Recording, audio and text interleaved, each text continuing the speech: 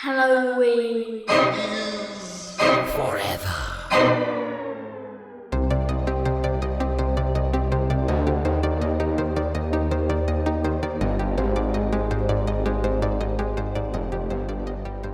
Good evening, Stephen. How you doing? I'm doing good, Brian. How you doing? It's good. Good to be back. Good to be back. Mm-hmm. Missed a week. Apparently the show still exists, so that's good. You guys didn't do anything too horrible while I was gone. But I do got something for you. Oh yeah? What you got? Got one of them. Got one of them ones for you. Did you bring this back from vacation for me? Yeah, I brought it. I stopped at a nice little gift shop off the turnpike, and I picked this one up for you. Ready? Yeah. What do you call a zombie making stir fry? I feel like we've even done this one before, and I didn't learn it from that time. Really? Yeah. I haven't said this joke before? Yeah, No. Yeah, this setup sounds really familiar, but Okay. I mean, I've definitely done a bunch of zombie ones. Yeah. You call him a dead man walking. Like a wok, Yeah. like you're cooking a wok. yeah. What? Let's goes to a undeniably stupid minisode yes. of Halloween is Forever. I'm Brian. I'm Steve, and I have a very similar joke that All right. this one I actually did write myself because I remember I wrote it on the toilet. Where all great jokes are written. It's where all the best comes from. But what did the doctor say to the chef who was in a car accident? I don't know. What did he say? You'll never walk again. Sure. If you would have said like the Chinese chef it is, or something. Well, yeah. no, it is the Chinese chef. I just forgot to say Chinese chef. I fucked up damn my own it, joke. Steve. Fucked up my You own joke. fucked up your own joke. That's all right. The movie we're talking about is not Chinese. It is Thai, and that maybe slightly raises of us. But we are out here on this very last minisode of July. Believe it or not, holy shit, July went by fast. And we're going to talk about an international zombie movie, you guys. We're going to talk about a movie called, I assume you say Ziam. Yeah. Is that how you pronounce it? Yeah, it's Ziam. From the year of our Lord 2025, just dropped on the Netflix not that long ago. Some of you might already have experienced it. Maybe you haven't. Maybe you come here to learn whether you should be watching it or whether you shouldn't be watching it. I won't spoil it. Usually I do, but I won't regarding whether or not we liked it. But we are definitely going to spoil the hell out of the movie. And here's one little spoiler alert for you. Not a lot to spoil. Take that as you wish. But we got a couple of things to do at the top of the show, like we always do. Stevie is sipping on a good old cold beer. You got one of them cold sipping beers over there? I got cold sipping beer. And What you got? this one comes from Great Lakes. And it is, I haven't had a IPA on the show in a long time. But this is their Spacewalker Hazy Double IPA, which is an 8% hazy with 70 IBUs. And it's apparently made with a whole bunch of different fucking hops, including Calypso, Mosaic, Cryo, Idaho 7, Azaka, Zappa. That's a new one I haven't heard of. Zappa. Them's potato chips. Yeah, they're Dweezels. Yeah. They're potato chips and they're Dweezels and they're Franks. Yeah. Yeah. How is it? Hey, it's fine. I have not reached for very much from Great Lakes in recent years. I think we've talked about this a couple times, but I did see they rebranded, just kind of did a package refresh on the Dortmunder Gold, which back in the day was a beer that I absolutely adored, and then it just went downhill big time. So I haven't drank it for a long time. It was like I had the beer, I swear, like 5 times in a row. I kept trying it, and it was just a DMS bomb every time, and I just said, you know what? Fool me once, shame on you. Fool me the next 4 times, shame on me. So finally, I gave up on it. But I did see that package refresh, so they might get me again. We'll see, because I have a lot of fond memories about that beer. Back in my carny days, back in the days when I was slinging them fries, slinging them elephant ears and them funnel cakes with no shirt on, piss-ass drunk, cussing at customers.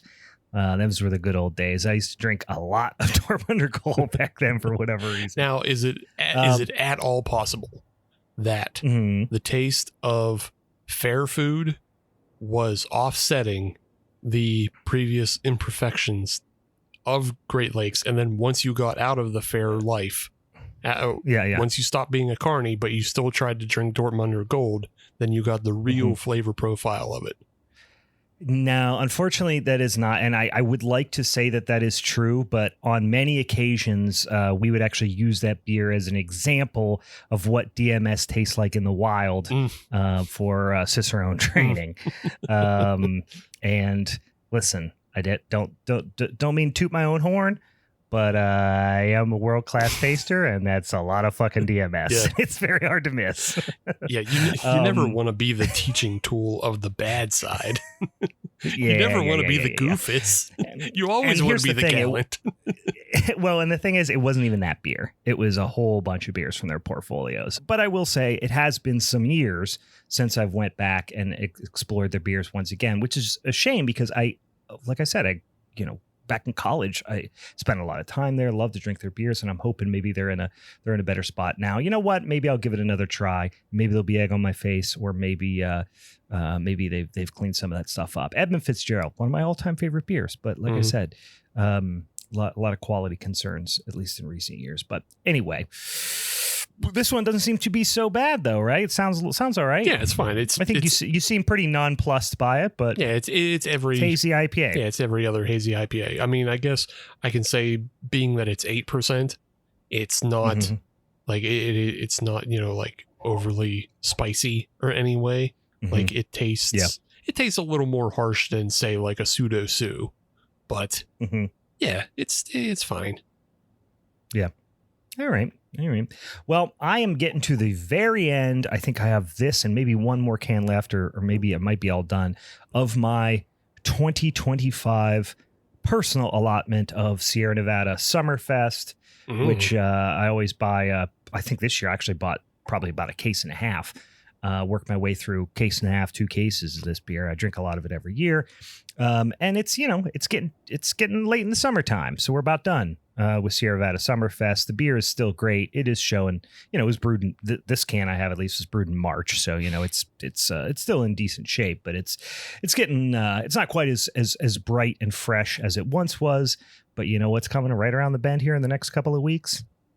Them Oktoberfest spoils and ghouls. Believe it or not, you might say to me, Brian, what the hell are you talking about? It's still July. I say, you shut your goddamn dirty, filthy ass whore mouth, because it's almost Oktoberfest, guys.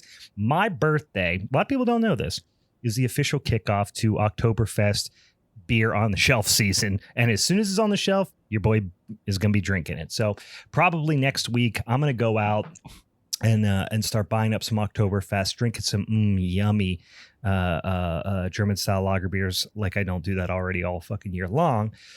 But I'm looking forward to it. Summer can kiss my stupid ass, because I am on to fall, you guys. I'm getting in a little bit in the spooky season. I was at exciting news, Steven. I don't know if I broke this to you, but this is big news in my world. A Tractor Supply just opened up near my house. Oh, sick. Big time stuff over here. Wow. Yeah. So I thought Tractor Supply was kind of like Rural King. Yeah. Do you know about a Rural King? I know about a Rural King. Of course. Yeah. I don't mind a Rural King. I mean, it definitely has there's a big Trump vibe in there, as you might imagine. But you can find a lot of good stuff, get some good deals, buy some great overalls. If you need to buy a shitload of fryer grease or something, like you can buy everything at a Rural King. It's like, you get some Carhartts, you can get some like pickled stuff. You got a bunch of pickled stuff in there. That's fine. So sure do. Yeah, but also weird popcorn. I think I've also gotten COVID from there before too, because as you said, big Trump vibes. Sure. So I went to the Tractor Supply. Now I needed to get Yellow Jacket spray, because I got a big old Yellow Jacket nest about 20 feet up on the side of my house that I took care of earlier today. Only got stung one time. Oh, good. So I'm pretty proud of that. Anyway, had to go get some Yellow Jacket spray, and I went in there. I said, you know what? I bet they have that in there. I'll go check it out. Probably go buy some other dumb shit, because it's, I figured it was like Rural King. Nope. It's way more like animal feed. It's like straight up farm shit mostly, which not really gonna help me out too much. But I went in there and I'm walking, the aisles, and sure as hell, they got a couple 2-tree Halloween decorations in there already, selling good. some Halloween decorations. So I'm getting in the spooky season mood, you guys. It'll be here before we know it. I know I posted about, I've already seen the first, the Reese's Pumpkins have hit the shelves. Oh, I haven't seen that I've yet. already seen the first Reese's Pumpkin hit the shelves. I got to go out to Sheets, see what's going on up there. They usually are one of the first ones to have it. Oh, yeah. We're going to be eating weird, spooky treats soon. We're going to be watching some movies. Did you see, Steven, I'm sure you did, the next VHS installment? I did. It's going to be, Halloween themed. I didn't recognize any of the directors that were tied to it, though. I didn't look them up individually, but I didn't recognize them by name. But just VHS Halloween sounds fucking awesome. I'm very psyched about that. Mm-hmm. Yeah. Yep. I wonder if they're going to take a break after doing that one, just because that feels like a very, because for the past, they've been doing one every year, right? For the past year, pretty much, because they did I feel like there's one year they might even drop 2 within the same calendar. Yeah, because they did the sci-fi one last year. And then I think it was like either 94 or something the year before. So I'm wondering, if they maybe take a break, because it feels like very on the nose to drop a Halloween one in October on Shudder and just like, okay, we're going to do this one and then we're going to chill for a sec. We're going to actually, you know what I want right on the heels of that? Not on the heels, maybe the next year, maybe 2026. Christmas one. VHS Christmas. Yeah. Come on. Give me I like me some Christmas horror. I'd still be down for that too. Yeah. I'm just curious what their plan is. Because honestly, about 9 out of every 10 Christmas horror movies that I watch every year, new ones, I mean, would probably be a lot better if they were just a short segment in a VHS movie rather than trying to stretch it into a full-length feature. Yeah, right. Anyway, guys, it's right around the corner. So start gearing up. If you got some suggestions for things you want us to watch around the spooky season, if you've got some showdown topics, if you've got some Minisode ideas, send them our way. Slide into the old DMs at Halloween is Forever on any of the socials, HalloweenIsForeverPod@gmail.com. And then, of course, we got another one of them dirty old, stinky old, slippery old websites that we participate in. It's called Patreon. Stephen, why don't you tell them what's going on over at the Patreon? Because we're about to do another thing on Patreon here real quick. Yeah, we got the patrons. And you go on to patreon.com/Halloween is Forever. You get a whole bunch of stuff if you sign up for $5. And one of those things that you get is an exclusive monthly podcast. And right now, we're working through 90s. Wait, I did an air horn. You did Blue from Blue's Clues. I don't know that. I'm too old. You don't know Blue? No, I'm too old for that, and I don't have kids, so I've never seen an episode of Blue's Clues. That's just kind of what Blue sounds like, the dog. Like he does that little thing that you just did. Oh, well, okay then. All them Blue fans out there, you know I'm talking about. Well, damn, I nailed it. But yeah, we're working through 90s is Forever, which is our 90s comedy of lost souls of comedy is what it is. Just films that were made in the 90s. They thought they were funny, but it was just the dying visage of a yacked up producer who didn't understand how to make movies anymore after coking his brain out. Yeah, that's actually a surprisingly specific but common theme. Yeah. I mean, I think it's applied to every movie we've watched so far. Yeah, pretty much. A Gnome Named Norm. That's a cocaine movie. Ooh, good God, is that a cocaine movie? Let's see. What else did we watch? That Last Resort with the Coreys. That's a cocaine movie. That is almost more cocaine than movie. Yeah, that's more cocaine than movie. Yes. That's cocaine, and then somebody goes, "Can I have some cocaine?" And they give you that, and they go, "Wait, this seems kind of like a movie." You stepped on this shit. You stepped on this shit and put Corey's in it. Yeah, you ran out of baking soda. You put Corey's in it. Police Academy 7, Mission to Moscow. That's the one we just did in June. That's a bit of a cocaine movie because somebody thought it was a good idea to ship all the Police Academy actors over to Moscow and shoot a movie there. That's a cocaine movie. Yeah, big time. And it's also not funny. Mm-hmm. But coming up at the end of this month, we'll be recording Meet the Deedles. I can't say if this is a cocaine movie or not. I haven't even seen it because I haven't seen it yet either. Well, you said you've seen it in the past. Well, I saw it. I haven't watched it for the episode. But I haven't ever. I don't remember anything about it. I haven't seen it ever. I only picked it because it was a movie from the 90s and it has Paul Walker in it, and I just knew that would just ruin your day. So, well, the first time I watched it, I was trying to just touch boobs the whole time, and I wasn't really paying attention, and because I was a teenage boy who was watching a movie because a girl whom I wanted to touch her boobs wanted to watch the movie. So I will watch it this time and I will pay attention to it, but I won't like it. No, I'm not asking you to like it. That's not the point. That's not the point of the series. That's not what you pay for, folks. What you pay for is 2 hours of Brian and I just absolutely dumping on trash. Yep, that's pretty much what we're going to do. God, I wish I could kill Paul Walker again. I'm not looking forward to it.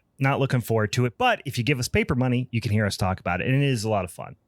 We always laugh our balls off talking about these here stupid ass fucking movies, and then you can go back and listen to all the other ones we did. I made Steve watch 10 months of shitty right wing Christian propaganda horror movies, and then Steven made me watch all the Fast and Furious movies before that, which is when I really and truly dedicated my life to bringing Paul Walker back from the grave and then killing him again in a more painful way. That's what I'm trying to accomplish.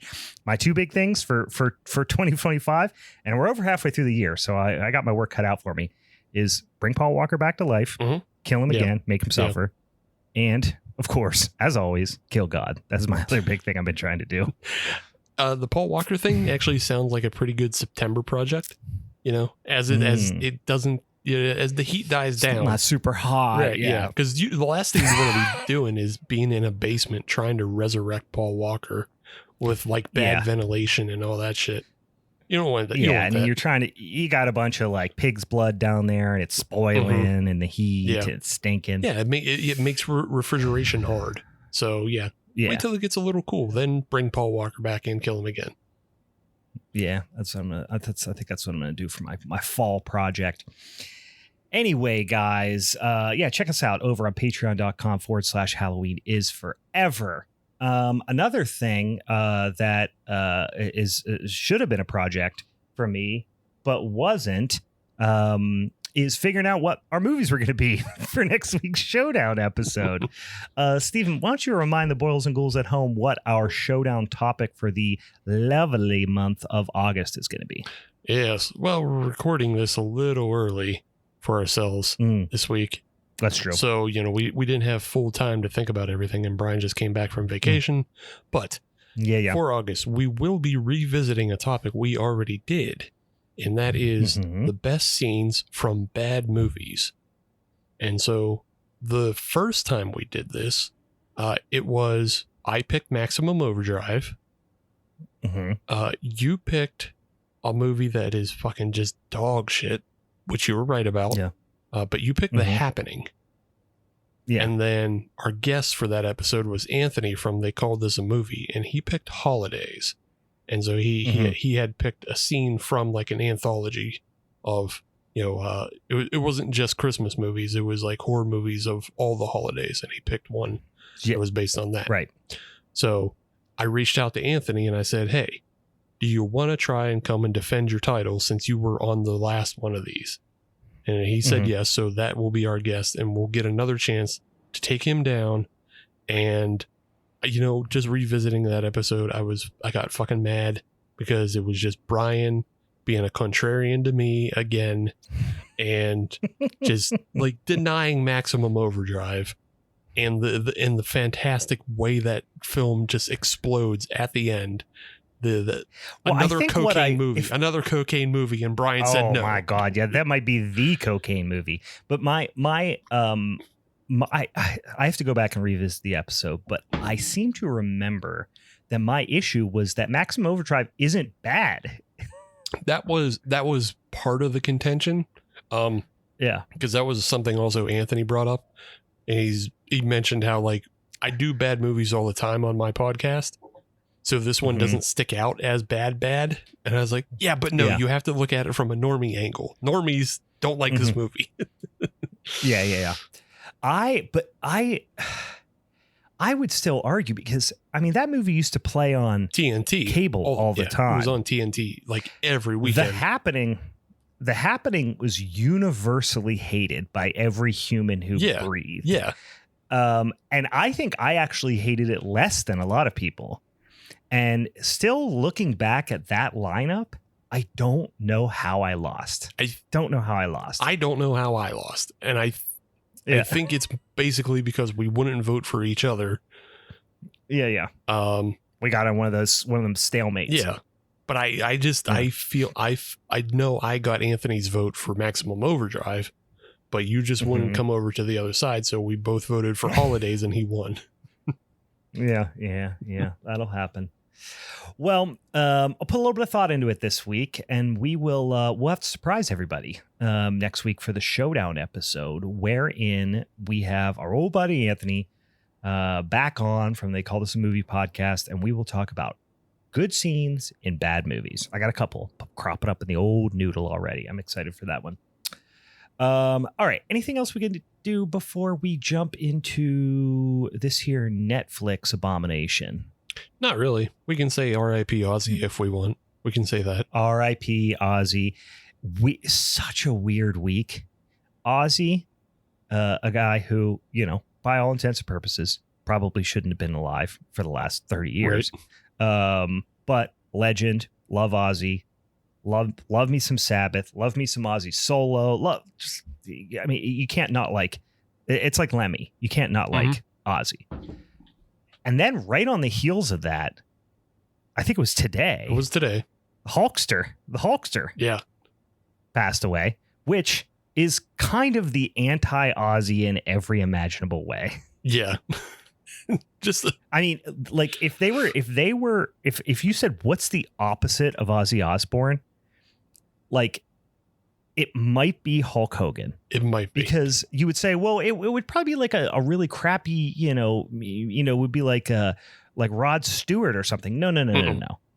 You have to pick somebody who has no musical talent at all. Exactly.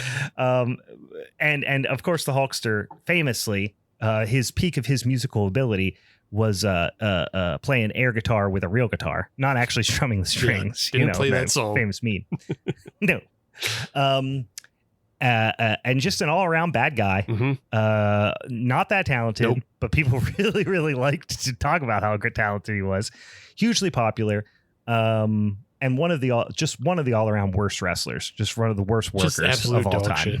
I was never a Hogan guy. Were you a Hogan guy? I was no. Yeah. I always viewed Hogan as now I've been a fan of some bad wrestlers, especially in those days, because when the Hulkster was big, we were young, really young.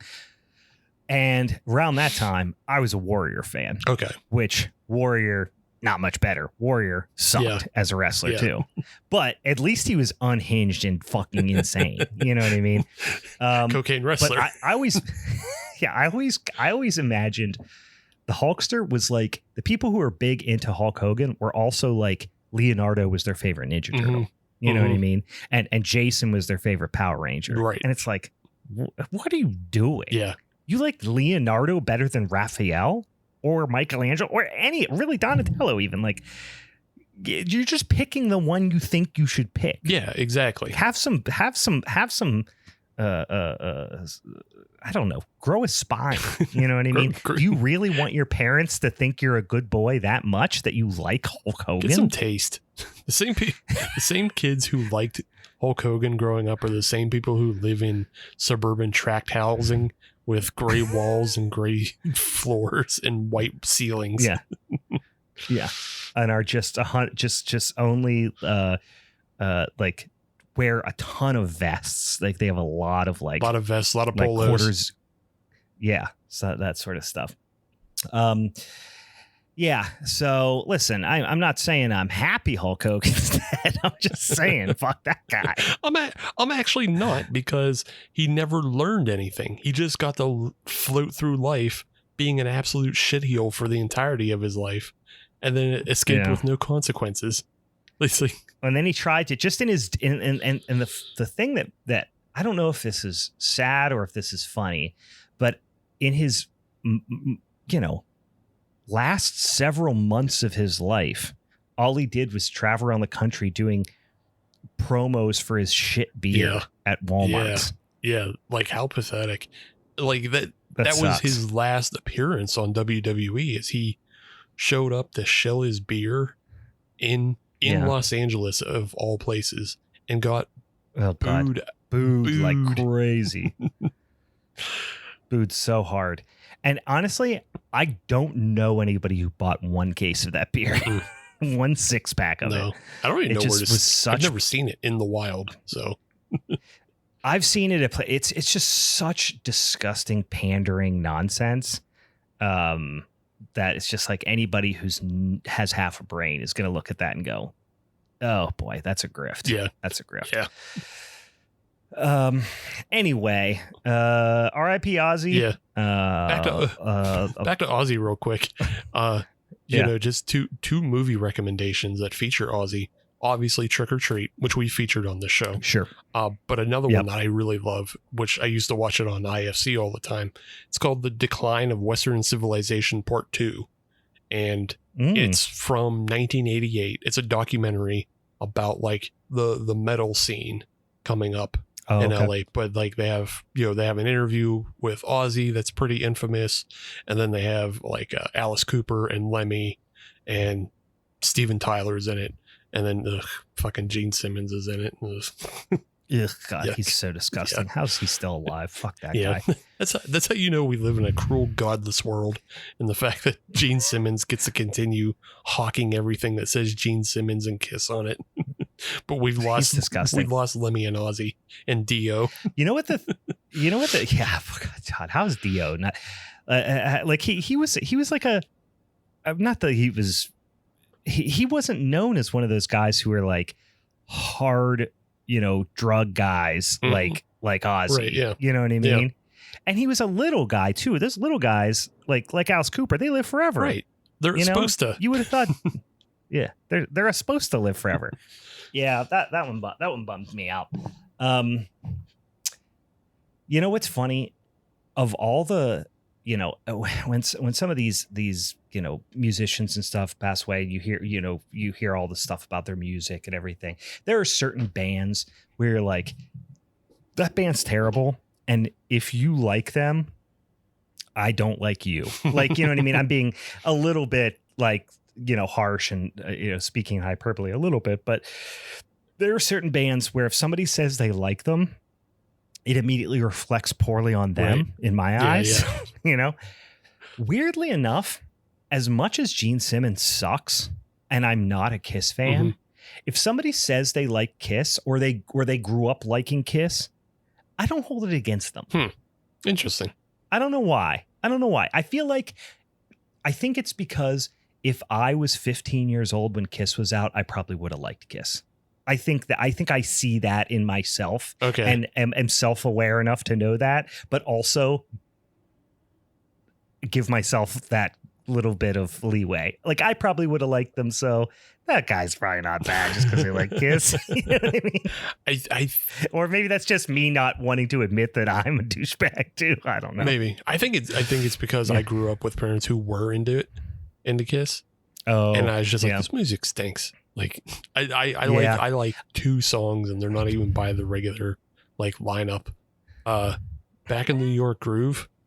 I don't know. I like that song. Oh, and then that's a jam. Yeah. It is. It's a jam. And then Beth is fine too. But like those aren't pure Kiss songs. I think those are more Paul Stanley. Like, I'm not saying I would like them in as a nearly 40-year-old man. But if I was 15, yeah. Like, you would make a bad choice. You know what I mean? Like, there's plenty of things that I listened to when I was 15 that I like cringe at. Like, Just honestly, half the Misfits tracks. Like I was obsessed with the Misfits, but I still like them, and I listen to songs sometimes, and just like you're in the right state of mind, you're like, man, this song sucks. I still like it. It fucking sucks. I had a Cottonmouth Kings CD when I was a of course. So like, yeah, I for Christmas I got the Kid Rock CD with the middle finger on the front. You know what I mean? Like, we all had that one. I think that's kind of a cultural pass as well, just because like that came out at the same time as like everything else. So it's like I did get Hellbilly Deluxe for the same Christmas. Oh yeah, that was like I think that was the second CD I ever got. The first one being Weird Al's Amish Paradise. Nice. Mine's not great. I don't know if we talked about this, but the first album, not a CD, but the first album, it was a cassette tape that I purchased with my own money, was Smash by The Offspring. Oh, okay. Yeah, that's not terrible. Which, it's not the worst thing in the world. Yeah. Anyway, guys, you can tell I'm delaying talking about this movie because there ain't that much to talk about. Maybe you disagree with me. I'm eager to hear how you felt about this. I don't disagree. Okay. Because we're talking about... honestly, I'll start off by just saying I think I'm probably more bummed out than you are about this movie. Yeah. Yeah. Well, you told me about it because I like we said, I just came back from vacation. You know, I'm getting back in the New York groove, if you will. And you were like, when are we going to record this week? I said, let's try to record this night, whatever. What do you want to talk about? We didn't have anything planned. And you had brought up this movie and you said, hey, it's I forget how you said it. You were like, it's a zombie movie with it's a Thai zombie movie, and like the protagonist is like a Muay Thai fighter. Yeah. I was like, hell yeah. I think I'll bring up the thread. just a little inside baseball here. Blah blah blah blah. You have an idea for the show? If not, there's a new movie on Netflix called Ziam, which is about Muay Thai fighting zombies. I said, you had me at all of those words. And you said, it looks like The Raid plus Train to Busan. And I said, yup. Yeah. And you had me. You sold me. Boy, did they not pull it off. No, it was all in the trailer, and the trailer looked right, which is how I got sold on it. I was like, oh, this movie is going to be so fucking stupid and awesome, because it's the basic setup is a guy is doing the raid to save his girlfriend that is trapped at the top of a hospital, and the hospital is full of zombies. It's such an easy formula, and then the movie is just falls on its ass. They try to make it overly emotional. They force all this like these like they try to make it desperately are trying to make it Train to Busan. And the end scene is like a goddamn Temu version of the ending of Train to Busan. And then they throw in some scenes where they're trying to make it. I don't know if they're consciously trying to make the Train to Busan they're clearly consciously trying to make some of the scenes as emotionally impactful as the ones in that movie, and it falls on its face. The other thing, I don't know if this is as consciously, but I got a little bit of a vibe of they were trying to do some really extreme, disturbing stuff. It almost felt like it was a little bit of like the Sadness kind of vibe. Like they were trying to make, we'll talk about the individual scenes. They don't hit, they don't show anything, obviously, but they like insinuate, oh my God, this horrible thing is happening. And you're just like, we don't care about the characters. So in turn, we don't give a fuck about what's happening. Yeah, it has such a, like, it has a little bit of that sadness to it. Especially also, like you said, the ending's like the Train to Busan, but it's also really close to the ending of the Sadness, being that both of those movies end with a helicopter pickup. But that's true, yeah. But the Sadness takes like a big leap with its ending that it makes it like just a very dour ending, where this ending is like just kind of your standard like Marvel movie ending of like, yeah, everybody gets away, who gives a shit. well they try to make it sad, but then they pull the punch right, exactly. at the last minute. which is just, God, it was so predictable. I fucking knew it was going to happen. Anyway, we're getting ahead of ourselves. Let's get into the movie a little bit, because there are some genuinely funny parts that were just silly. And then there was a couple of parts that I really liked. I'll be honest with you, first 10 minutes, I was on board. I was on board. So it starts out, there's this, which right off the bat, they did all the, they did the whole like newsreel explanation, so you get your context of what's happened via like a news report, which I don't mind, right? It's a decent trope if you want to get into the action. But it basically some sort of bacteria has been released from melting polar ice caps. I was like, oh, that's kind of unique. I don't think I've heard that one before. I've heard every other imaginable way that a zombie, virus can break out. So I thought that was kind of interesting. So this is after kind of the zombie apocalypse. So like the world we don't know, but essentially the civilization has all but come to an end. Thailand chose some method of like severe isolation, which ultimately played to their advantage, but you don't really see the rest of the world. So maybe it does, maybe it doesn't, because you do get the vibe right off the bat that it's this kind of like controlling fascist government that's feeding propaganda to its people. So it may be the worst off than any other place in the world, but they're really talking about and priding themselves in the fact that they isolated very early, and for that reason they're in a much better place than the rest of the world. We don't know if that's true or not, but that's what we're operating under. You get Singh, who's the main protagonist, and he's a former underground boxer. And I was like, oh, we're gonna get some Kumite shit. We're gonna get some like wild ass. All I wanted, Steve, is to see somebody Muay Thai clinch a zombie and start just hitting him with knees.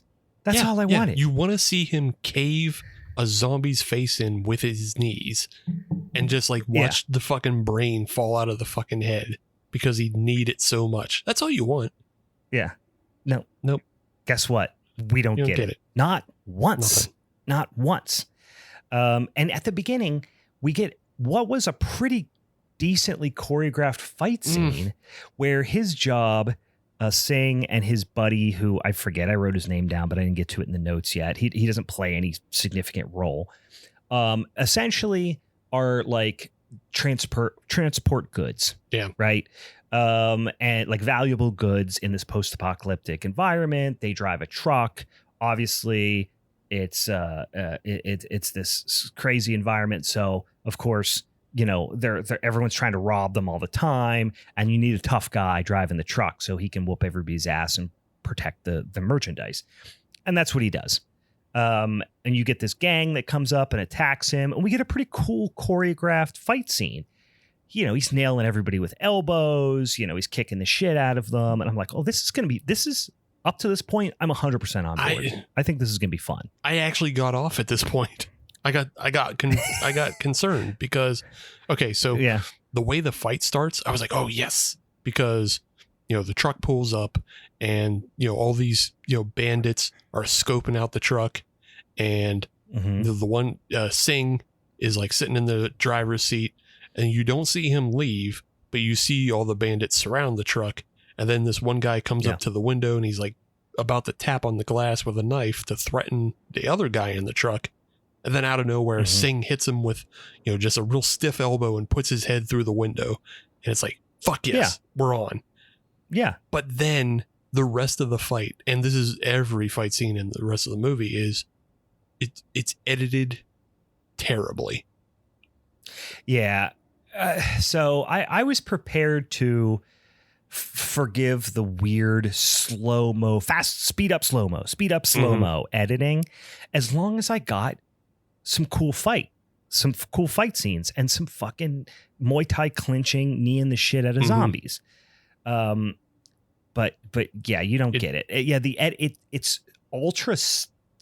I don't know how to describe it besides the speed up, slow down, and very slick looking and very highly stylized, but not in a cool way. It's super stylized, but the editing is specifically to cover up. I think it's specifically to cover up the fact that the actor cannot do what would be required of him.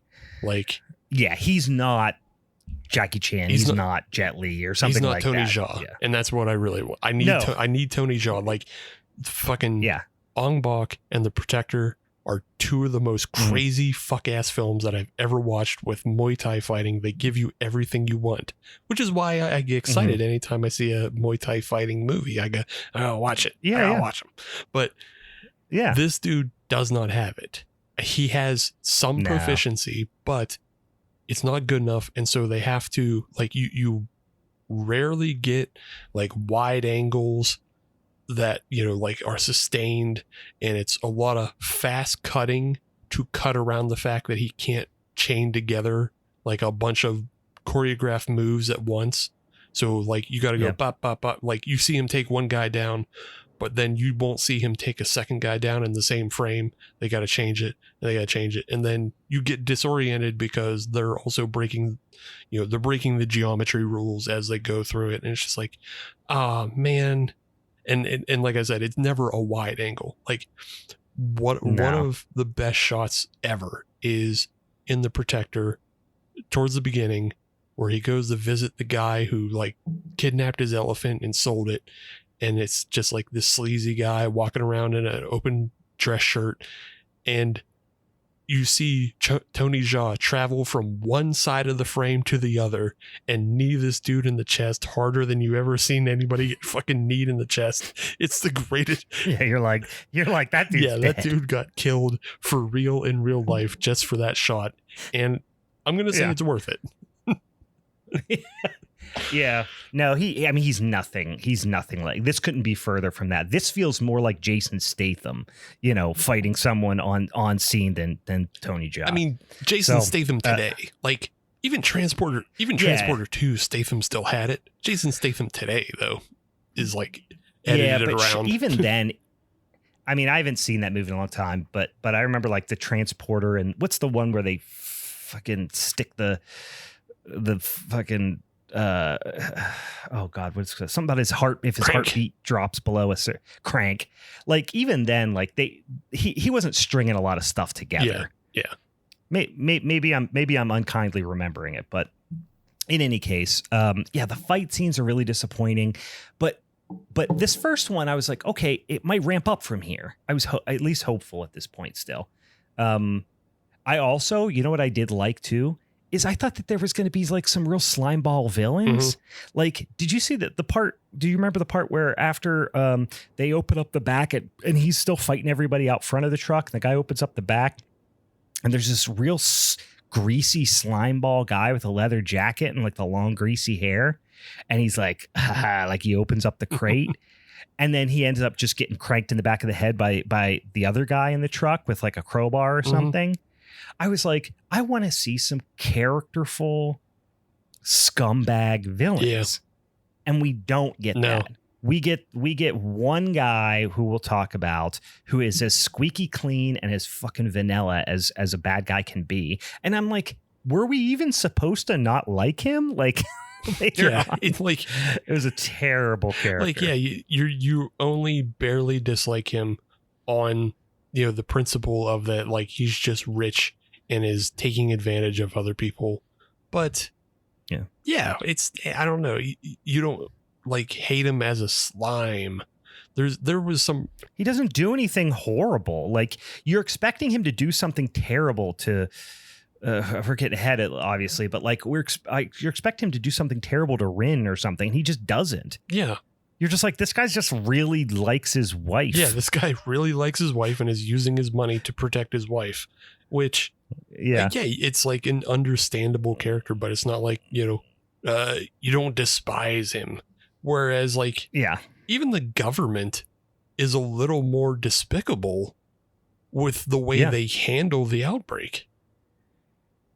That, and also they're a little bit more like the things that they do to just like fuck over the public, but save, his name's Vasu, Mr. Vasu.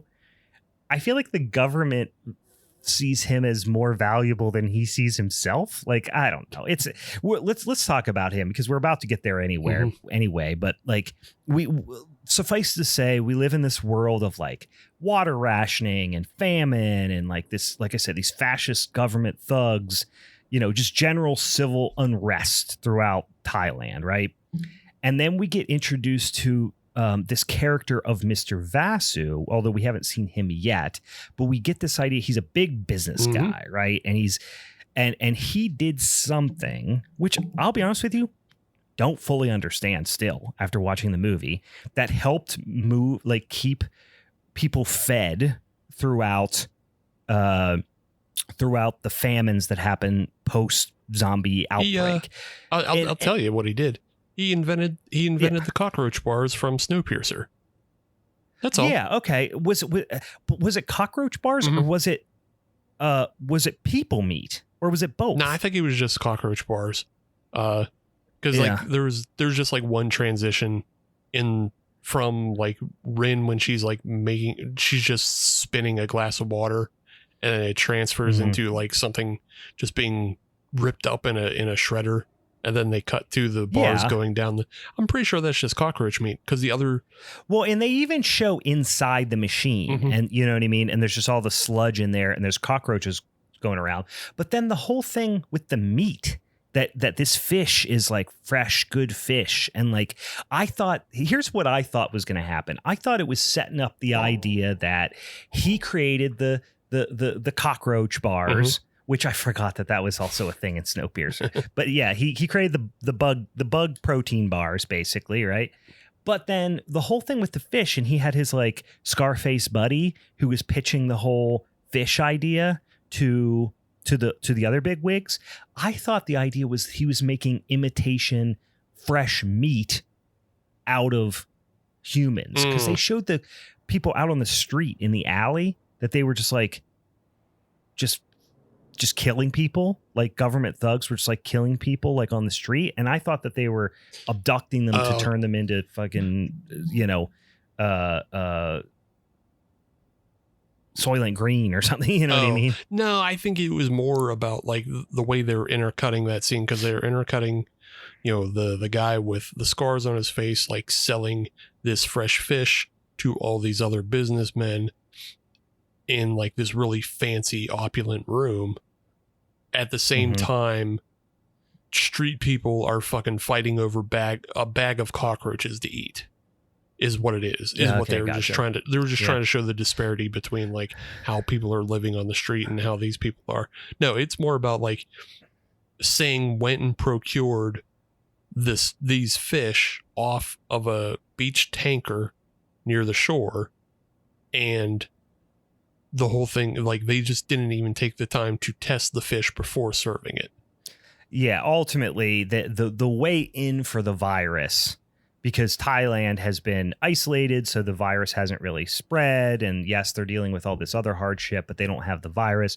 But the way it comes in is ultimately via this fish. But so his little Scarface thug guy who's like selling it ends up just like barfing up blood and turning into a dang zombie. Anyway, we get introduced to Rin, who is Singh's girlfriend. And she doesn't like that he does this dangerous, transport job. Of course, she is a doctor. She's seemingly one of the, doctors are at a premium, I'm sure. Right. So she works a ton of hours at this hospital and she's got this doofy little kid that hangs around the hospital with her. His name's Buddy, which sucks that his name's Buddy.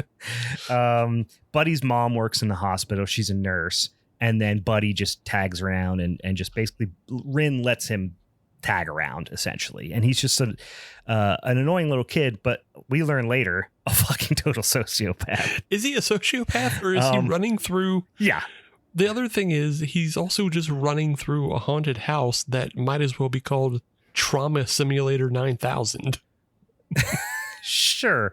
There's a reason why he's turned into a sociopath, perhaps. I'm not sure, but we'll talk about his sociopathic tendencies and hash those out. But We get introduced to the director of the hospital who like takes Rin off and like, literally like she's getting ready to go into surgery. And he's like, no, you have to come with me because we have to address this issue. It's Vasu and his wife, and his wife is sick, and they're giving her all this blood transfusions. And they had mentioned when they were doing eating the fish earlier that Mr. Vasu was going to give it to his wife. Well, that's the assumption. He gave this fish to his wife. She got sick.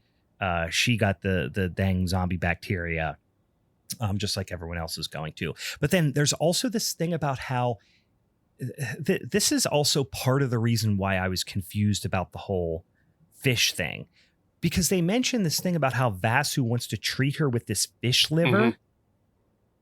But then they never mention it again. And I thought that was going to be a bigger plot point. Like I was really honed in on what's going on with this fish, and it turns out fucking nothing.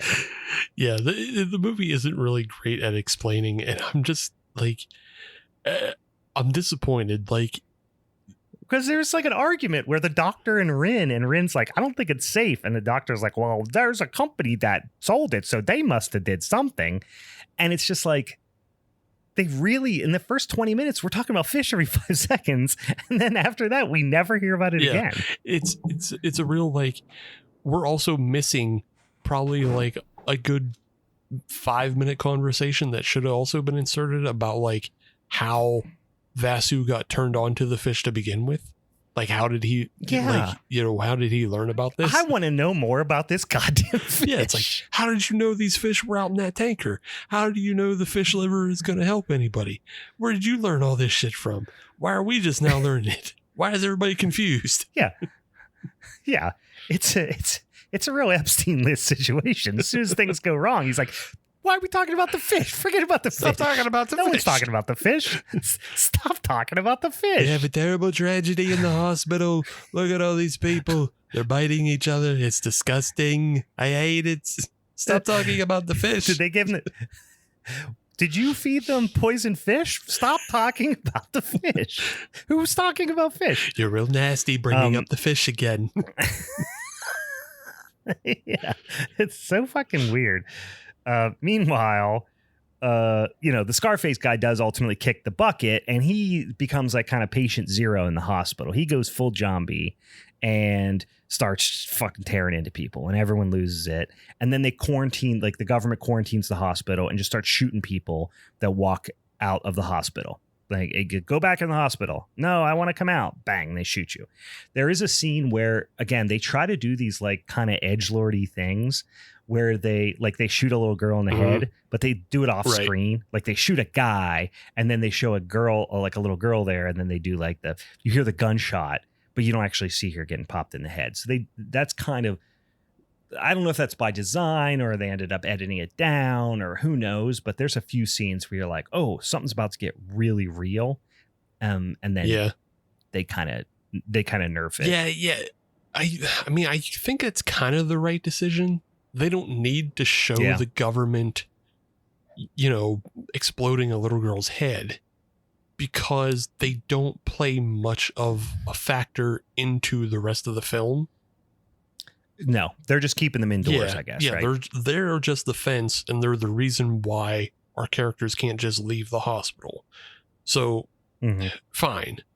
And I guess showing them be as brutal as they are lets you know that, like, even if Buddy runs out, he's going to get it too. He's going to get popped. So, yeah.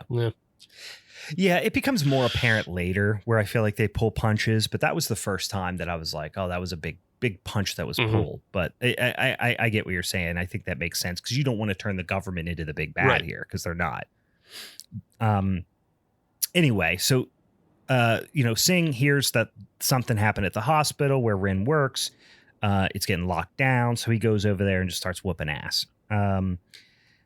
As soon as he gets there, some dang jombos start popping out of the windows, slamming on the ground, getting shot. And he just runs into the hospital. And with the crowd that was trying to leave the hospital now being forced back in, he easily can just go in. It's not like he has to break into the hospital. One thing that this might have been the first time I've seen this is I did get the closed caption. Which, did you watch it with just the subtitles, or did you watch it with the dub? I watched it with subtitles. I made the mistake of watching it with the dub, and it's bad. And it had subtitles too, but I made the mistake of watching it with the dub. And I started it, and I was like, I already started it, and whatever. And then about 20 minutes in, I was like, I don't think I'm going to like this movie anyway. So you can half pay attention better with dub than you can subtitles. But I got the subtitle of flesh squelching. Yeah, that's great. That was a good subtitle. That's a good subtitle. Netflix is good for that. I guess they've kind of been memed into like people knowing that they're going to put some crazy subtitles in there when they localize, just something that's new to them. They'll go out of their way to like be extra silly when they do sound effect, whatever you call it, exposition. Yeah. Yeah, I mean, this is a reoccurring thing we're going to talk about more than once, is lots of CGI galore across the board, which you kind of expect when you're going into a Netflix movie like this, but it just feels very Netflixy. There's also a ton of time where you can just not be watching. You know what I mean? Like, I don't know that they necessarily made it with the whole, we've talked about the screen time built in type of thing. I don't know that they went that far, but there are, I mean, this is a movie that there were scenes where I'm like 10 seconds ahead. You know what I mean? When it's just like Rin walking through her 8th hallway, and looking around corners, and you're just like, this is getting a little monotonous. Yeah. Cause it's not adding anything. I had a fear that the movie was going to do something really annoying, which would have been flashing back to Sing and Rin before this. And him doing a lot of remembering the good times. Not only do it in one scene, but I thought it was going to be like a thing that carried us. That carried us through the movie.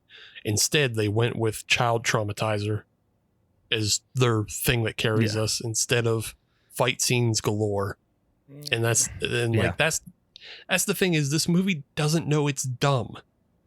The movie has to know it's dumb. And I watched it because I thought it was dumb. It's a dumb fuck premise. A guy Muay Thais his way to the top of a hospital through a group of zombies. That's a dumb fuck premise. And you have to lean into it. I will say right off the bat, I've watched more zombie movies than I care to remember. If there's one thing we know about zombies, they don't care that much about pain. You can cut their arm off. You can blow their legs off. They don't care. They're still going to come. So guess what? Knees and elbows doesn't really matter. You're not going to concuss a zombie, right? You got to destroy the brain. You got to you pretty much got to burn them or destroy the brain. We all know this. And listen, as good at Muay. So if he was going full, Sagat style and like jump kneeing their head off, or literally just raining down 12-6 elbows on them so much that their head explodes, then you're like, hell yeah, your knees and elbows are shotguns now. That's what the movie is supposed to do. But they don't. They just make it like he's just punching zombies and they're like, ow, I'm gonna stay down. Like you have it's such an easy formula too. And I'm like mad. I'm mad to the point that I'm just gonna like start begging for money to just make it myself. But it's such an easy formula. He has that first confrontation with one zombie and he doesn't quite know what to do with it. He's pensive and he tries to not exactly hurt it. He doesn't go full force on it, but then he realizes he has no other choice and like winds up dumping it on its head and kills it. And he goes, okay, well, that's the only way I get out of this is by destroying its head. And then every other subsequent fight scene is him looking for some sort of weapon, some sort of way to increase his power to destroy brains. So you send him through the fucking cafeteria and he duct tapes metal serving trays to his elbows and fucking uses those as shields and as fucking like Captain America stabbing shields to fucking cut their brains off. You have him fucking duct tape pieces of crutches to his shins so he can kick more effectively through their stomach. Yeah. And then the other thing is there's shit, you're in a hospital. Take advantage of that. Go into a fucking MRI room where he kicks like, I don't know, a bunch of metal into some fucking zombies and then turns the MRI machine on. So they all get sucked into the MRI machine and spun around and squeezed out like toothpaste. Like, what the fuck? This movie doesn't do any of that. Yeah. The hospital could have been just a warehouse, you know? Yeah, exactly.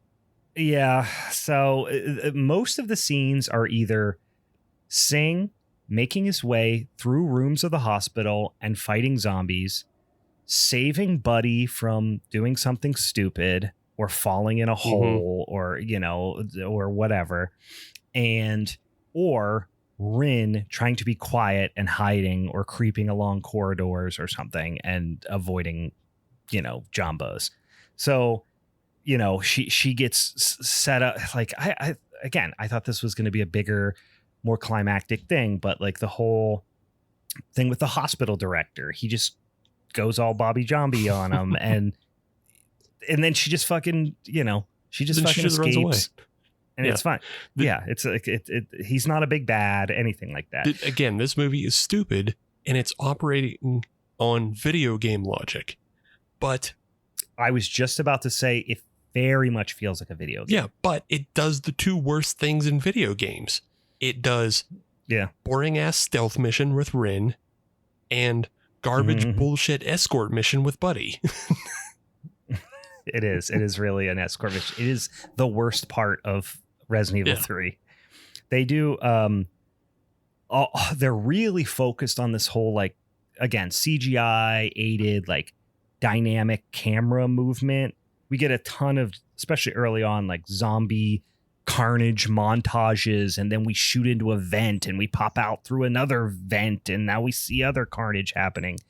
And it gets to be a little like sensory overload in that sense. I do like that they had some like unique looking zombies. Like they had that one big dude that was all like weirdly veiny. And they had like the one like orderly who was like another big dude. So it wasn't just all like skinny, fast, flailing freak out zombies. But Singh is obviously trying to find Rin and just like beating zombies with his arms and legs for like, I don't know, 35 to 40% of the movie.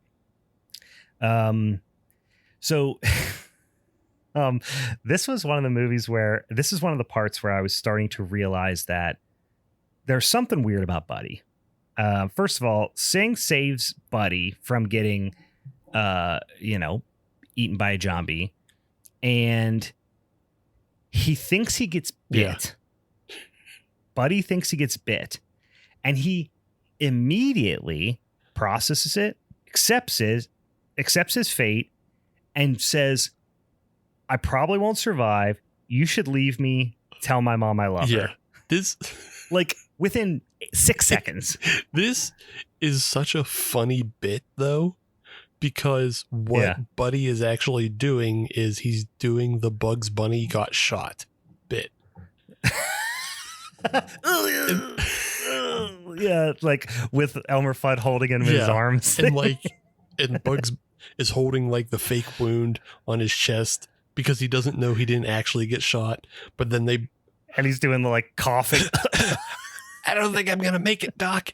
But then like he pulls his hand away and they both look at his wound and they see that he's not wounded at all. Like he's doing that because that's what happened to him. He got bit by an old person with dentures and the dentures fell out. And so he's not actually going to turn. He wasn't actually bit. It didn't break skin, but he's doing the Bugs Bunny bit. And I was like, God, that's fucking funny. And then the movie is never that funny again. Well, it's for me, it was I would say there's 2 or 3 scenes that were funny. Not that much, but but it was because of the dub. The voice, the English voice of Buddy is hilariously bad. Great. It is has no emotion, but it also it's not even that it has no emotion. It just always seems kind of just happy. So it's like, I'm not going to make it. Tell my mom I love her. Like that was kind of like how the voice of the dub for him was so bad. Was it a child actor or was it like, yes. Okay. I was going to say like, is it, well, or is it that's a great question. I get the feeling my thought was it was a child actor, okay. but I might have to go back and re-listen. But I think it was a child actor because it was just so inept. Yeah. Cause directing kids is hard. Directing kids to do voiceover is probably fucking just evil. Yeah. Like impossible. Yeah. This movie probably would have translated a little bit better for me if I would have not listened to the dub. But like I said, I started it and I was just like, whatever. Yeah, eventually, the military guys are like, we're going to blow up the hospital. And it's a very matter of fact, funny conversation where the guy goes, how many people they're in Bangkok, by the way, we didn't mention, but how many people are in the city of Bangkok? He's like, about 5 million. He's like, how many people are in the hospital? About 500. Blow up the hospital. Like that's the conversation. I don't think they're actually in Bangkok. I think they're in another town, but the whole gist of that is if this gets out of here, they'll go into Bangkok. Oh, I gotcha. Okay. Yeah. In any case, they makes a pretty callous decision. We're going to blow up the hospital. But Buddy is still a bigger sociopath than that guy because they walk into a room and there's a zombie who is in a wheelchair with 2 broken legs, 2 broken arms, and a like halo around their head and like a neck brace. Like it looks like somebody was in like a horrible car accident and was like crushed, So they're like every bone in their body's broke. They're in one of those like little halo things that are like screwed into your head. And of course it's turned. And so it's like, doing zombie stuff at him, flops on the ground. And Buddy's just like, just laughs at him. Yeah. Like, Buddy, why do you think that's funny? Yeah. It was like, do you think the misfortune of others is funny? Or are you just laughing at the fact that somebody's misfortune has now been turned on its head and they're now not a danger to you? Like, yeah. Or do you think it's funny that someone in a wheelchair falls out of the wheelchair? Like, which of the things do you think is funny? None of them are okay to laugh at in this circumstance, Buddy. We don't have time to psychoanalyze you because through your laughter, you've alerted all the other zombies to come attack us. Yeah. So, yeah, again, more zombies come. Singh beats them up. Also, here's Exhibit B. Buddy walks into a hospital room, and you have this guy, random guy. We haven't seen him up to this point, sitting at the bedside of his father. We know this because he says, "I love you, Dad," and then kills himself. And then Buddy just stands there and watches him, just stares at him like a young Michael Myers might stare at, a corpse that he has just created. He just stares at him. And then Singh comes in, is like, we got to get out of here, pulls him away. And then all these zombies come in and start eating the comatose dad in the hospital bed and tearing him apart. And the son who had just killed himself. But at least the son's dead. Right. We know the son's dead. And Buddy's just staring at him like, well, jeepers, isn't that silly? Like, yeah, that's why I'm like, is this the Child Traumatizer 9000 or is Buddy just into this? Because like, I think it's a little bit of both. Either way, he's not looking away, but he's just like absorbing some of the most evil imagery a child could see at that age. Just full on like not diverting his attention. He's like, I gotta take it all in. Yeah, that's why I think it's a little bit of both. I mean, obviously not a great environment for a kid, but I do think that Buddy's into it. They do find Buddy's nurse mom. And they do this scene, and maybe I missed this, but they find Buddy's nurse mom, and it's they're reunited. Great. And she's like, she gives him his inhaler, like his asthma inhaler, and is like, I told you not to lose this. And we're like, wait, did he have an asthma attack at some point? No, like it was a thing that was like half mentioned. But like up until this point, I don't think we've ever seen Buddy with an inhaler. Or even struggling to breathe. No.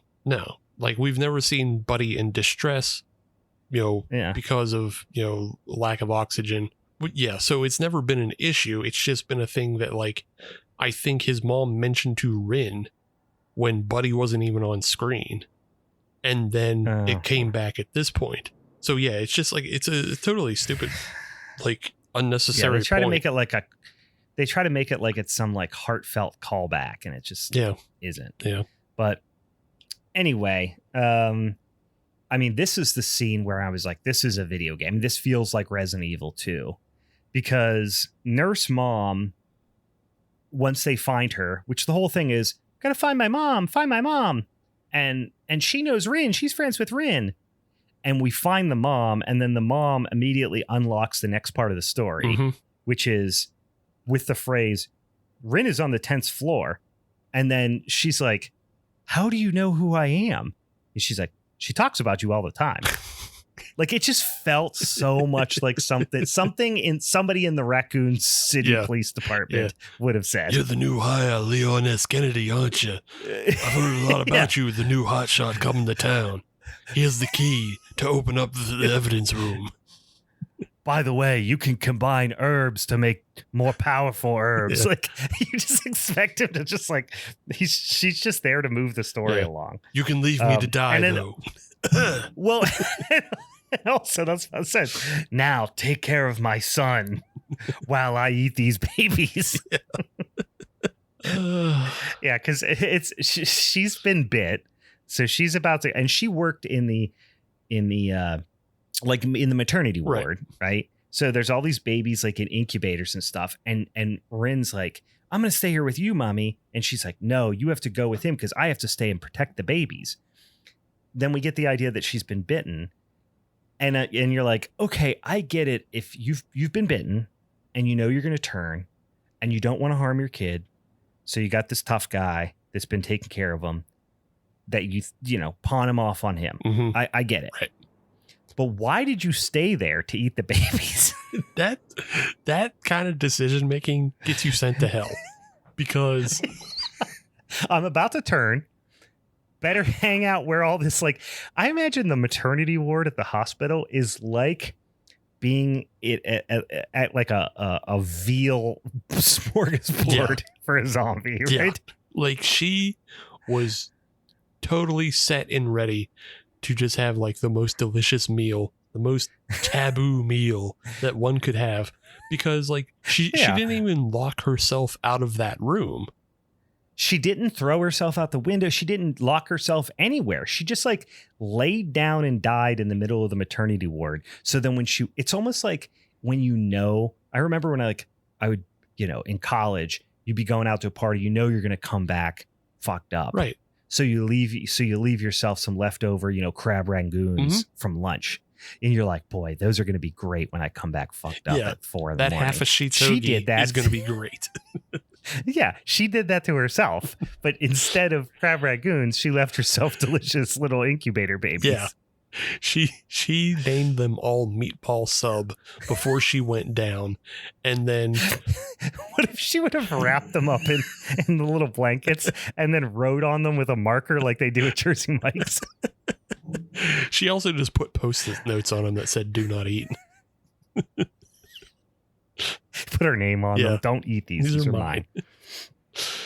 Yeah, so Singh essentially then just makes Buddy like look at his mom, who just turned into a zombie, and watch her eat babies. Like, he doesn't grab him and like hustle him away. The more, not I would say interesting, but the more like realistic thing would have been like him trying to shield his eyes and distract him from turning around and seeing what was happening. Instead, he walks away and lets Buddy sit there and watch. And my idea is he trying to make him into more of a sociopath than he already is? Or is he trying to like just like do some sort of like like what do they call it? Like not shock therapy. What do they call it? Like exposure where they give you therapy. exposure therapy. Yeah, Immersion therapy. exposure therapy. Yeah, I'm not really sure what Singh's plan is here, but it's not. I think Singh just not a doesn't want strong that one. stupid ass kid with him. Yeah, I know. What we should have just drop kicked him right back into the room. Yeah, pass. No thanks. Hard pass on you, buddy. So Rin escapes and finds Vasu's like little like sweet area where he is with his wife. And the army guys, the local officials, who knows what they actually are, they are sending in like the top guys, you know, the SWAT team or whatever they are, to save Vasu and his wife.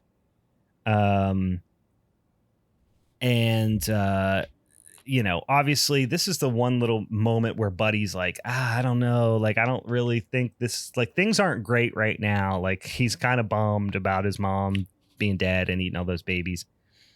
And I wrote down this note and laughed at myself out loud, which I wrote, your mom said to be strong, you know, right before she ate those babies.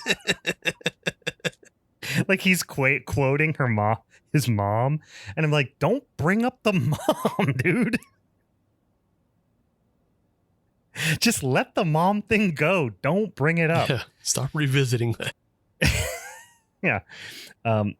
Vasu is now needs Rin to go get him some blood for his wife. And I thought this was going to be a bigger thing too, because he's like, my wife needs blood. And they do mention that he's been doing all these blood transfusions. And I think the whole idea is like, obviously she's infected with this bacteria. And it's apparently some sort of like blood-borne bacteria, which we've come to learn. But they know that much about what's happening to her. Although, of course, they don't necessarily know she's going to turn into a zombie. But they have been giving her all these blood transfusions. And because she's the wife of this, you know, super rich, important guy, they're you know, expelling all these resources on her.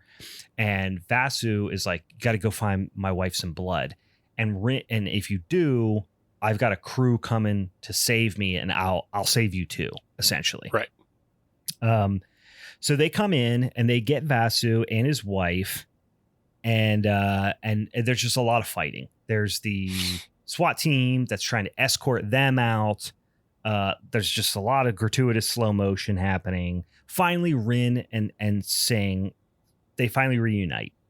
Meanwhile, the crew that's saving Vasu and his wife get jumped by a bunch of zombies. Their medic in their crew gets killed. So they want Rin to come with them to be their, like, you know, medical person. And as soon as Singh pops out of the door, they shoot him. You kind of think it's on purpose, but maybe it's because they thought he was a zombie. Maybe they didn't care. Yeah. But they shoot him.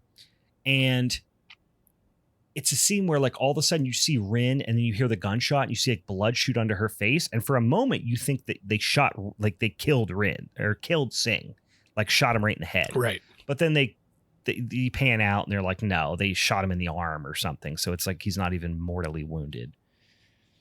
And this is another like sticking point for me of like, this movie doesn't understand it's stupid. It's totally okay if he gets shot and he goes down because we're in a hospital, because you know what you do. You know, you take 2 fucking needles of epinephrine and you jab either one in 2 of his thighs, you know, the thighs of a Muay Thai fighter taking in just 2 heroic doses of epinephrine, and he gets up and beats the shit out of the entire floor, zombies and guards and everyone. Make him go Super Saiyan on everybody, you know, which he kind of does, but agreed. It could have been so much more stupid and big. And they don't. Basically, they shoot him. They leave him to die there with Buddy. And then as they're like, he, instead of the you know, hypothetic sticking the big needles in his thighs and going buck wild. He just sees Rin being pulled away, and his emotions make him go Super Saiyan. But he does, and he pops up and he beats. He kind of does for a quick second. He does go a little Jackie Chan on everybody because he beats everyone's ass with a crutch. Mm-hmm. So at least he has a prop, right? You know what I mean? That he's doing something fun with for a second. So there's a fight scene with like the main dude from the SWAT team, whoever they are, SWAT team. Has a big fight with him. That guy actually seemed cooler and more adept at martial arts than Singh did. I was like, he's the best part of the movie. I was like, let's follow this guy. He honestly, yeah, he's best part of the movie. He looks wacky when he turns into a zombie. He was the first proper like big bad that we had. But we're getting this a couple of really bad CGI blood sprays. Mm-hmm. But they end up doing the Muay Thai like double knockout where they just kind of both throw like flying kicks at each other at the same time and knock each other out, which is one of the first really, really, truly stupid things that happened. So I was kind of on board with that. But of course, Rin saves him, drags him off because she's a doctor. She takes him and Buddy into just like a chilling little, like I called it a save room. Mm-hmm. They just ended up in a save room with the typewriter where nothing bad can happen. While the head bad guy is getting munched by zombies. So they have their emotional cry and they each say they're sorry for not really nothing. Neither of them have really wronged each other. The only thing that's really happened up to this point, their only conflict in their relationship is that he was doing this dangerous job and she didn't like it. Yeah. That was the only conflict. Yeah. She doesn't like living in the big city, and she doesn't like him, doing dangerous jobs. Like when the world has collapsed, he can't be a graphic designer in this world. Leave him alone. Yeah. He's a Kumite fighter, ma'am. He's only so many options for his career post-apocalypse. He was a boxer before he was doing these dirty ass runs, so he still would have been getting CTE anyway. Yeah, right. We get this CGI burn, which I was excited. I didn't think they were going to do a full body, real practical burn. I was hoping. It was like my last stop. I was like, if they set this dude on fire, I'm going to be happy about it. Yeah, they don't. We do it. We get a CGI burn. But then the fire. So then things go not buck wild in a fun way, buck wild in a stupid way, because the fire, of course, makes the sprinklers turn on in the hospital. Mm-hmm. And then the water makes all the zombies go all wriggly and they start to mutate and turn into something else. And what that else is essentially turned into Bray Wyatt's mask as the Fiend. Yes, they turn into fish. R.I.P. They become fish jumbos. Yeah, they turn into for those of you who are wrestling fans know the Fiend, R.I.P. Bray Wyatt. Mm-hmm. He had that mask. They just turn into that mask. Yeah. That's all. They all get that. They all get that mask in CGI. Yeah, and their mouths open up real wide. And they have big weird teeth. It looks bad, really genuinely awful. Mm-hmm. I would have been on board with this if like it mattered, like if it became like a bigger part of like defeating them or something like that, like, or if they got really extra powerful. They didn't really seem to become that much more powerful. No, they didn't. Like if they just started doing something new, it seemed like one wound up just doing the Naruto run with its arms thrown back behind it. And it's like, that's whatever. Well, I think the idea is it was supposed to make them like they became more aggressive, but they were already pretty aggressive. Yeah, exactly. It's not like they were just like shambling zombies. Now all of a sudden they're sprinting and going Naruto run at people. Yeah. They were already freaking out. Yeah. Like the fish, I guess, aren't the greatest representation of something new on the land. Like, hey, if they turn into spiders, they can crawl on the walls. That makes a lot of sense. But when you just turn into an extra fish, what are you, slipperier? Wait, do you think that they were really fish? Yeah, I think they were turning in. They were trying to make them fishy? Yeah, because they... I mean, now that you say it, I can see that a little bit. At the time, I did not read that as they were becoming fishier. Mm-hmm. They were definitely trying to like act like the water activated their fish DNA. Yeah, I mean, it makes sense. But listen, I was checked the fuck out at this point in this movie. But also, I don't think I'm stupid.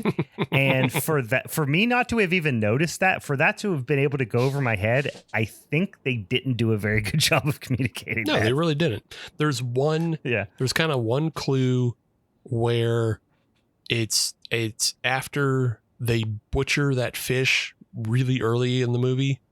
And I think it's when Singh is leaving the warehouse that they butchered the fish in, and they threw its like carcass in a tub, and there's water in the tub, but the head reanimates.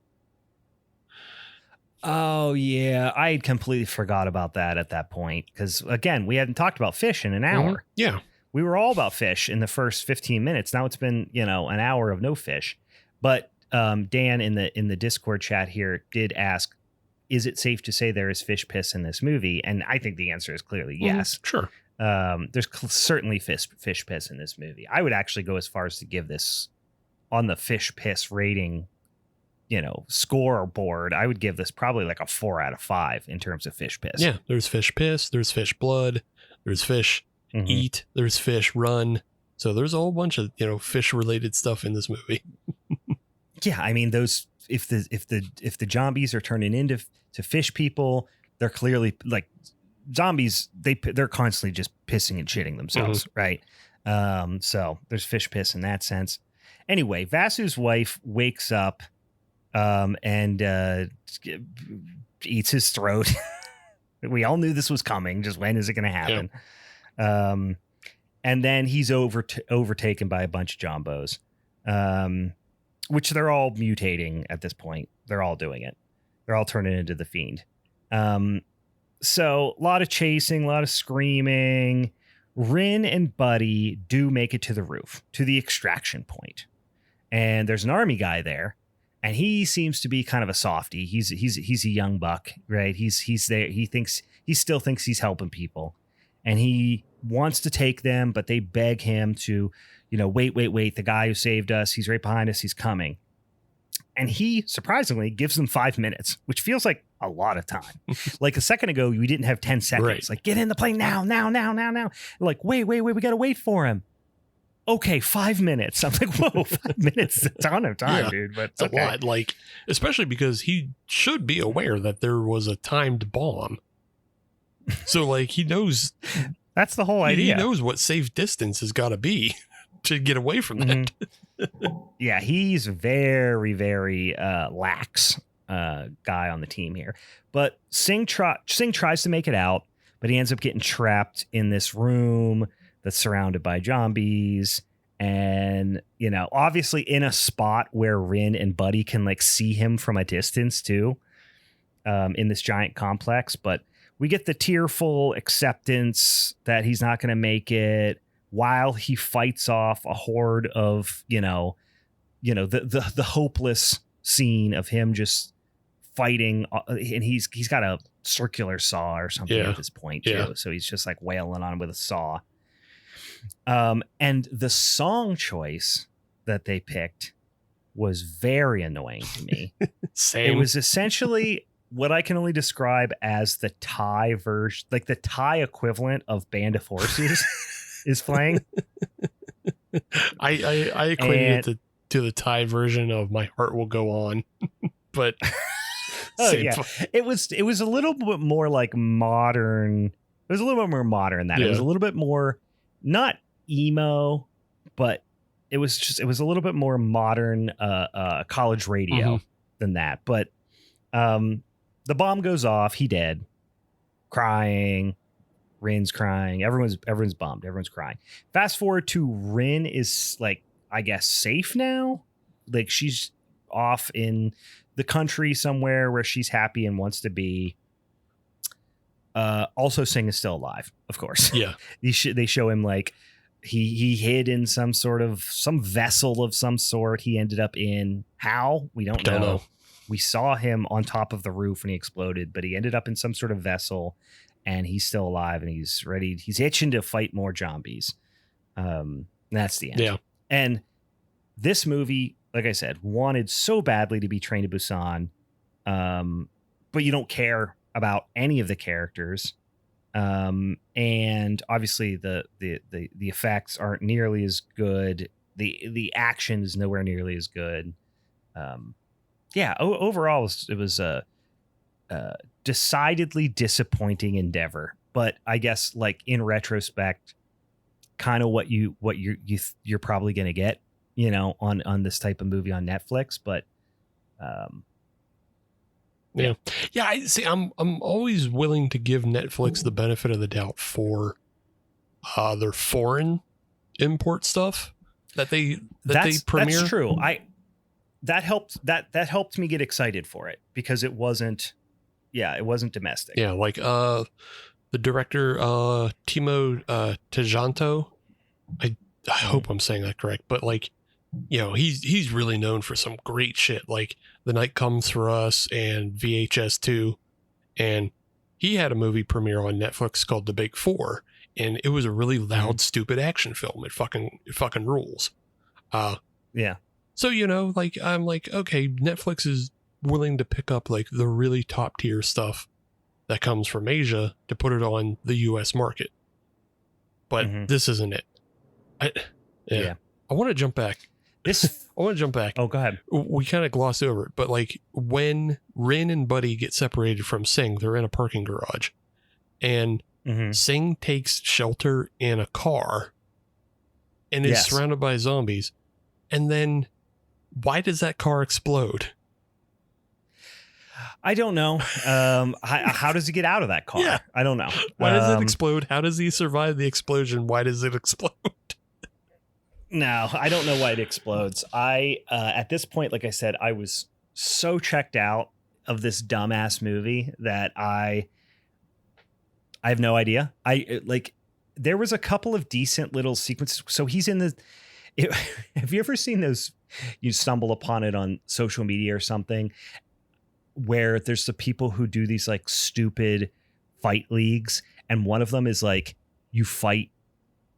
It's like jujitsu in a car. Oh yeah. Like the two people will start sitting beside each other in the car, like one in the driver's seat, one in the passenger seat, with their seatbelts on, and then they'll just literally jujitsu fight each other in the fucking car, and then like choke each other with the seatbelts. Yeah, with the seatbelts and shit. Yeah.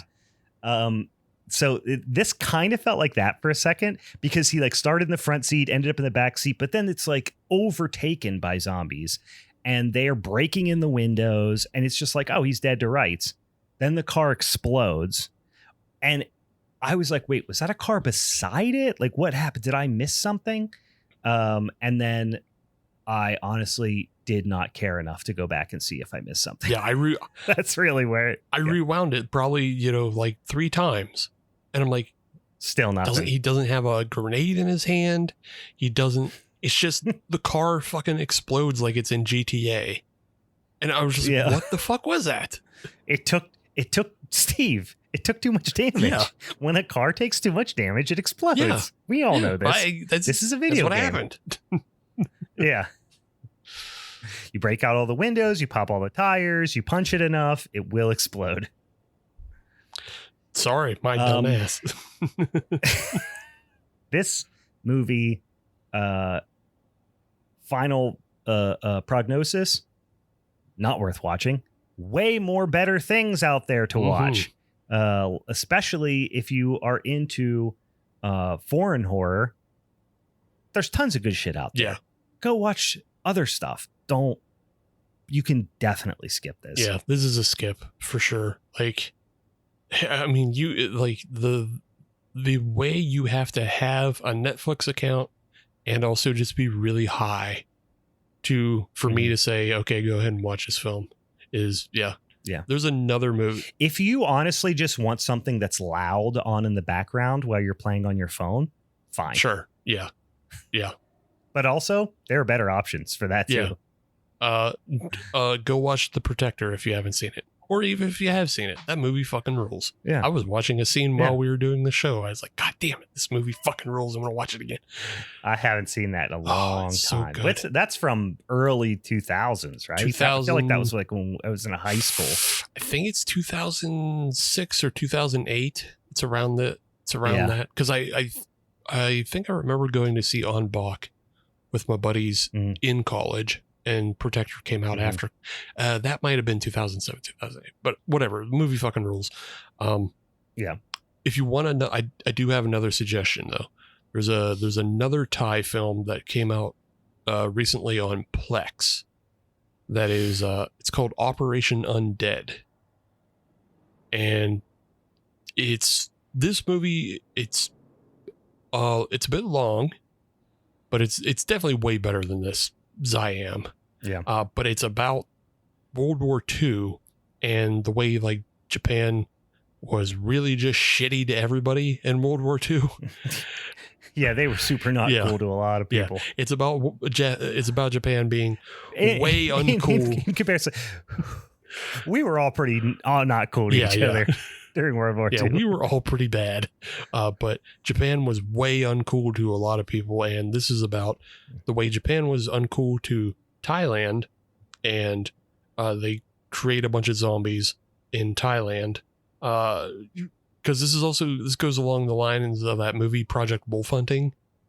If you remember how they were like talking about how that originated from experimenting on people. It's kind of follows that same line of like the Japanese were doing mad scientist shit and they made zombies, and then the zombies got loose in Thailand, and now the Thailand zombies are fucking crazy and they're going around eating villages. And the cool thing about this movie though is you spend scenes with the zombies and they have like their own bit of like language between each other. So talking so zombies. Like the zombies understand each other, and they also have like this remorse about what they're doing. So it's it's a lot about like kind of the trauma that happens to you about being a soldier, like the way only other soldiers can understand you, but you also can't curb the fucking violence that comes from you. So it's actually a pretty cool movie, and it's got some pretty cool shots. Like there's just some I don't want to spoil too much about it because I think people should go watch it, but like there's some moments of violence where I was just like, ooh, hey. Yeah, I guess. Well, that reminds me of a movie that I watched the other night. Sounds almost identical, that I would urge you to watch instead of this movie. I watched a movie called Blind Fury, starring Rutger Hauer. Pretty much the same thing. Go watch that. But no, seriously, go watch that movie. Yeah, sure. Awesome. Blind Fury, The Protector, Operation Undead. These are all of your homeworks. None of them are Ziam. Yeah. Ziam can eat a butt. Yeah. Rutger Hauer plays a literal blind guy who beats people up. It's fucking awesome. And by watching that should take you down the pathway of watching Zatoichi films. Go watch those as well. Yeah. All the things instead of Ziam. All right. Anything else before we wrap this up? Of course, tune in next week for our August Showdown, but also for Little Spies, because you're going to learn what movies, or specifically what scenes, we're going to talk about in good scenes in bad movies, which is a fan favorite topic that we'll be bringing back around. So besides that, anything else we need to say before we wrap this thing up? Did you see the trailer for the Hellraiser game? Let me tell you about my best friend. I saw a lot of people posting about it. I did not watch the trailer for it. Mostly, and honestly, this is sad, but this is why I don't watch trailers, or I don't really watch anything online except for like retro gaming, is because the only gaming console or scenario, I don't have a gaming PC. I only have a Nintendo Switch, and it's mostly because I have young kids, and I do play things on the Nintendo Switch. But if I break down and get a PlayStation or an Xbox, I get too into video games, and then I waste too much of my time playing video games. So whenever a new game comes out, everybody's like, "Oh, did you see that game that comes out?" I'm like, "Nope, didn't see it. Can't see it. Can't see it. Get in the brain too Can't much. see it." Yeah, if I do, then I'm going to go buy a PlayStation, and then I'm going to, just slide into a helpless addiction. Sick. Yeah. Well, I thought it looked neat because it just looks like the newer Resident Evil first person games. They're doing that, except for the story is it starts with your crazy hot girlfriend. She brings the Lament configuration into bed as a sex toy. She gets okay, I was wondering how horny this looks. Yeah. She gets taken to hell, and then you have to go to hell and chase her and get her back from Pinhead and all the Cenobites. You gotta fight the Cenobites. This sounds sick. I mean, it sounds fun. It looked like something I would be into. And I was shocked. Like the trailer starts with a sex scene. I was like, you can't do that no more. Hell yes, pervert media's back. Yeah, if you're going to make a Clive Barker inspired video game, it has to be horny. Has to be. Do you understand me? It has to be. If Clive Barker without pervert horniness is not Clive Barker. Yeah. I was worried this was going to be one of those shitty 4-on-1, type games. Honestly, when I saw it, I thought it was going to be like, the freaking Friday 13th game or something like that. But nope, it's just a full-on first person, shoot 'em, not a full shoot 'em up, because it's more like it looks like you're conserving a lot of ammo and stuff, but gotta shoot the Cenobites, gotta shoot the damned, gotta reach in the bodies for stuff, gotta watch people get tortured type game. And Hell boobs. Yeah. And there's gonna be boobs. Hell yeah. There's gonna be boobs in it. Damn it. God damn it. Now I'm gonna have to buy one, and then my life's gonna be Or over. you just watch somebody play it. If 1 year from now I am jobless, divorced, only allowed to see my kids on the weekends, it's because Steve talked me into buying a PlayStation. I lost my life to Hellraiser Revival. Yeah, that would be my memoir, the title of my memoir. All right. Well, for the Halloween is Forever crew, I'm Brian. And I'm gonna watch The Protector. And I'm a Cenobite. Bye. Bye.